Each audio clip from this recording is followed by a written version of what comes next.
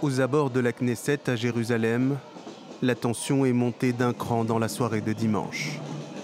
Des manifestants, par centaines, ont bloqué cette route en allumant des feux, symbole de leur colère envers le gouvernement d'extrême droite. À coups de canon à eau et au milieu des heurts, des protestataires sont délogés sans ménagement par les forces de l'ordre.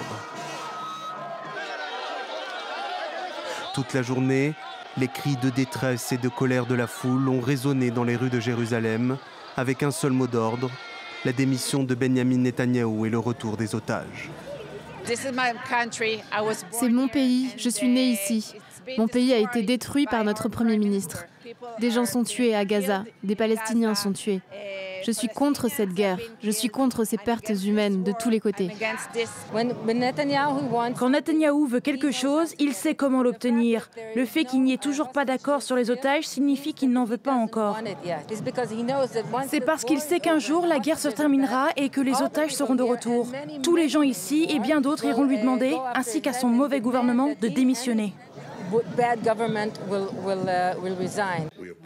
Un Premier ministre sous pression, en pleine négociation avec le mouvement islamiste dans la bande de Gaza, et alors que le conflit s'enlise depuis 6 mois. Conscient de sa grande impopularité au sein de la population israélienne, Benyamin Netanyahou a pris la parole dans la foulée pour tenter de rassurer les citoyens, en particulier les proches d'otages aux mains du Hamas.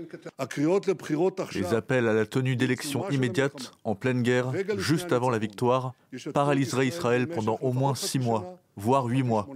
Cela paralyserait les négociations pour la libération de nos otages et mettrait frein à la guerre, avant que l'on ait atteint nos objectifs. Et le premier bénéficiaire serait le Hamas. Un discours devenu inaudible chez les familles d'otages. Les manifestants ont d'ores et déjà annoncé qu'ils descendraient dans la rue tous les prochains soirs avec les mêmes revendications.